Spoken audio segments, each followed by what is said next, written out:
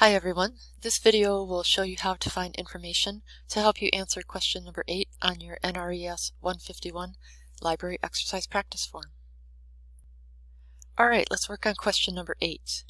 Question 8 is asking you to use another library database called Science Citation Index Expanded. And this database is unique in that if you find an article you like, the database provides a list of all the other authors that have cited the article that you like. So it's a rich source for other articles in the same research area as the article you're interested in.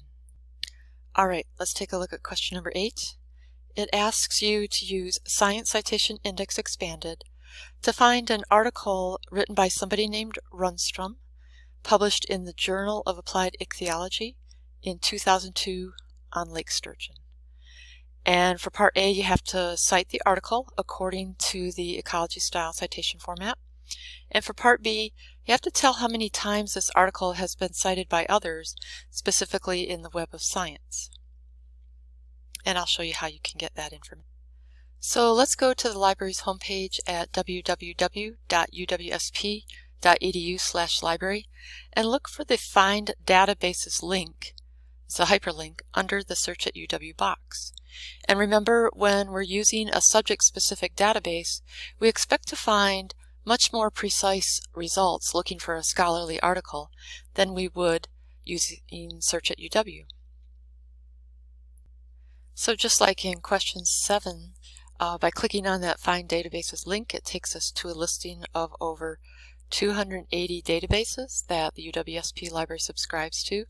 And just like in question 7, we can search for the database by subject, by type of database, by vendor, or alphabetically by using the list of the alphabet that corresponds to the first letter of the title of the database. Since ours is Social Science Citation Index Expanded, we're going to click on the S. That takes us to a listing of all of the databases. There's 23 of them that start with S, and ours is third on the list. So if we click on Science Citation Index Expanded, that will take us to the search interface for that database. If you are logging in from off campus, you'll be prompted for your UWSP credentials.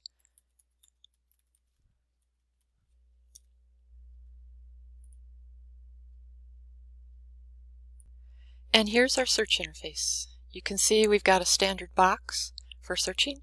Down here we have the Science Citation Index as default checkmarked for the database that we want to use. And I want to give you a hint. This database is very picky. If you're not paying attention to the default setting of the search box, if you put all of your search terms like authors and publication years and titles, if you put all of that in one box like we have been doing, and you put it in a box that's labeled topic and you run your search, I bet you won't get any results. But there's a workaround, so let me show you how to do that. So for our question, our topic is lake sturgeon. So I'm going to enter that into the box. And then if you look below the topic box, if you add another row, you can change the setting of this box to author, because we do know our author is Rundstrom. And then we also know the year of publication, so we're going to add another row, change that default setting to year published, and I'm going to enter 2002. So in this database, the take-home is, remember that don't put all your terms in one box because that default setting is set to topic. You're going to need to add boxes depending on the type of information you have, and with all of those boxes together you can run your search. So let's go ahead and run our search. And here is our results list. Again, like most interfaces we've been using, your results are down the center, and on the left-hand side you've got some limiters. In this case, we have one result. We had a very precise search in a subject-specific database, so I would expect more precise results. The title of our article is Lake Sturgeon on the Menominee Indian Reservation, an effort toward co-management and population restoration. One of the authors is Rundstrom, and it highlights the year of publication as 2002. So it's likely this is our article. Again, if you needed limiters, you can see them down the left-hand side of the page. So let's go ahead and click on the hyperlink title to get more details on that record. Alright, so here are the details for our article. We need those elements of a citation to answer Part A.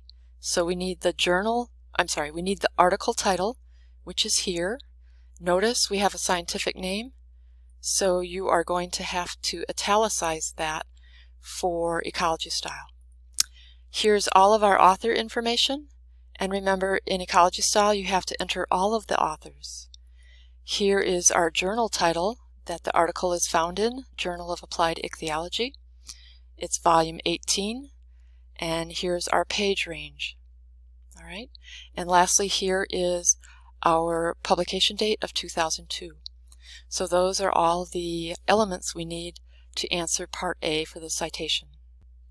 For Part B, we need to identify how many times this article has been cited by others in the Web of Science.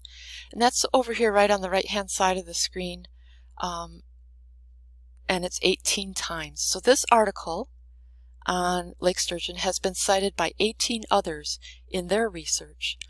And by clicking on that hyperlink title, the hyperlink number, it will take you out to a listing of all of those authors.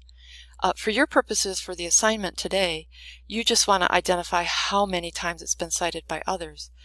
But the important takeaway as a student is if you're using this database and you really like this article, but you need more articles in the same subject area of research, you can find those by clicking on that 18.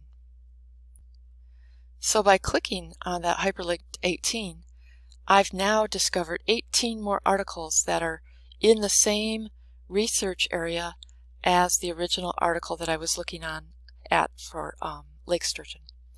If we go back to the article, I can show you how you can get a PDF of that. So here we are back at the original item detail.